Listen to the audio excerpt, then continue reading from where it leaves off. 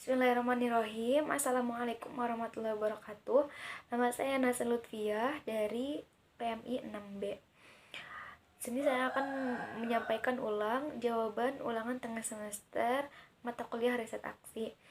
Nomor 1 itu menjelaskan riset aksi, fasilitator, partisipan, lobby, dan negosiasi. Yang pertama, riset aksi. Riset aksi ini merupakan penelitian yang didasarkan pada aksi nyata dengan mengembangkan partisipasi masyarakat, sehingga dalam memecahkan masalah hingga merancang program untuk kebutuhan masyarakat itu sendiri gitu. Nah, lalu kemudian fasilitator ini adalah orang yang membantu masyarakat untuk memahami tujuan bersama. Lalu kemudian partisipan itu adalah orang ataupun sekelompok orang yang ikut serta dalam suatu kegiatan baik secara fisik maupun emosional yang memiliki rasa tanggung jawab. Lalu kemudian ada lobby. Lobby itu adalah suatu pendekatan upaya untuk mempengaruhi seseorang dengan kepentingan tertentu. Lalu ada negosiasi.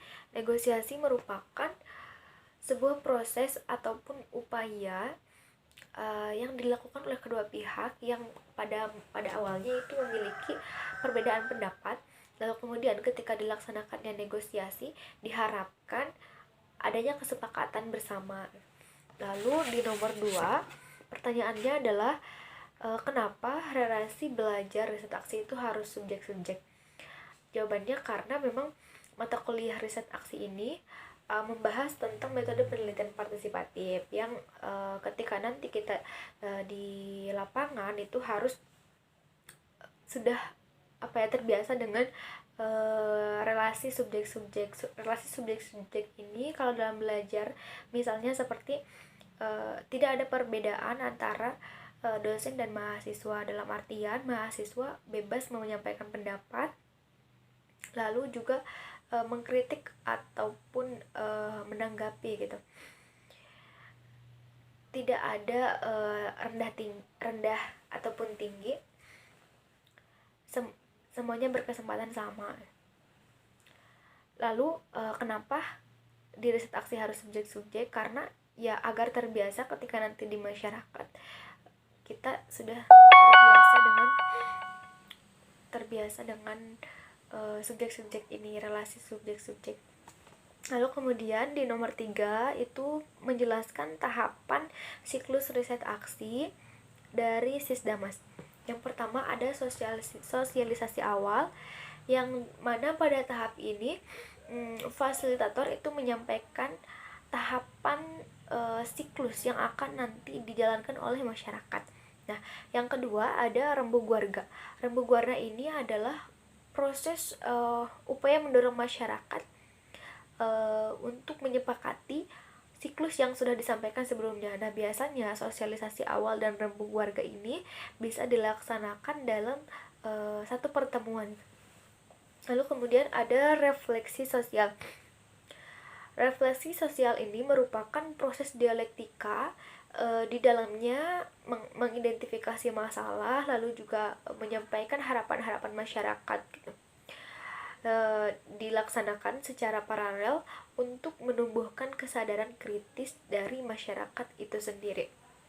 Kemudian setelah refleksi sosial ada pemetaan sosial, di mana di proses ini adanya penggambaran masyarakat yang sistematis. Di sini melibatkan pengumpulan data. Setelah tadi disampaikan identifikasi masalah, lalu juga harapan-harapan masyarakat. Nah, di tahap selanjutnya ini adalah pengumpulan data terkait masyarakat itu sendiri. Lalu setelah itu ada pengorganisasian masyarakat atau seringkali disebut orgamas.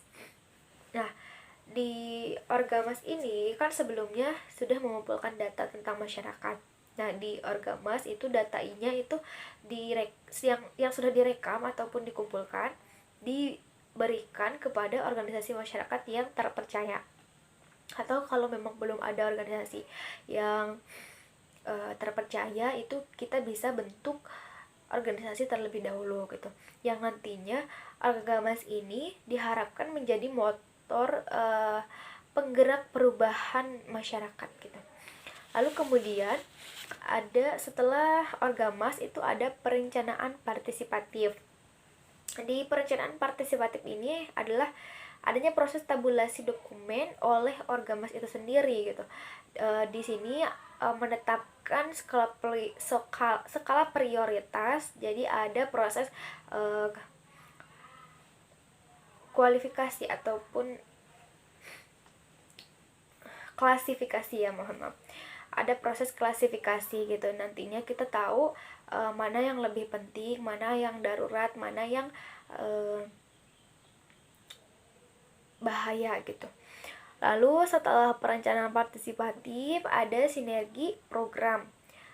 Di sinergi program ini adanya proses penetapan kegiatan dari mulai penyusunan proposal sampai dengan penggalangan swadaya masyarakat. Di swadaya masyarakat ini masyarakat boleh menyumbangkan apapun yang dimilikinya untuk menunjang kegiatan gitu.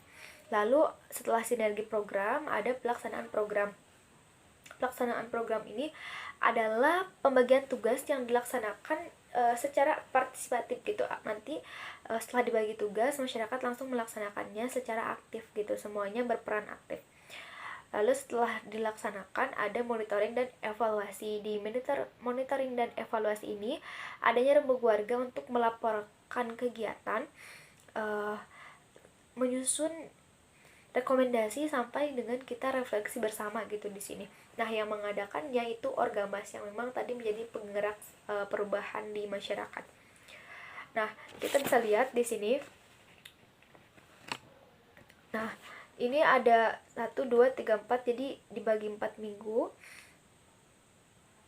Di minggu pertama itu ada Soswal, RW, dan Refso. Di minggu kedua itu ada Peso, Orgamas. Di minggu ketiga Cantif, Sipro. Minggu keempat itu Pepro dan Monef. Nah, makanya seluruh rangkaian ataupun tahapan siklus ini diharapkan selesai dalam 1 bulan.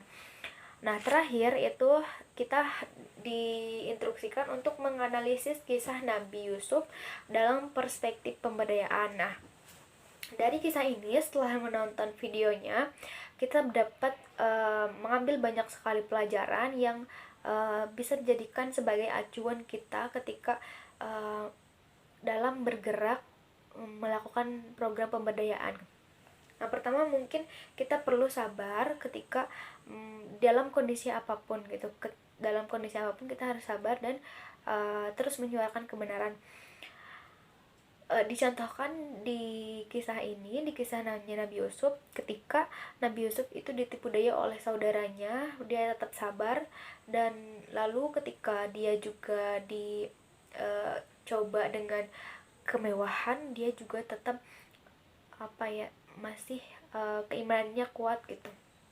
Lalu kita harus berhati-hati dalam menyampaikan materi. Nah, hal ini dilakukan untuk menghindari kemudaratan gitu yang mungkin saja terjadi gitu ketika memang kita tidak memfilter apa yang kita katakan gitu. Lalu seorang fasilitator yang dicontohkan oleh Nabi Yusuf ini diharapkan memiliki kepekaan yang tinggi gitu terhadap lingkungan sekitar.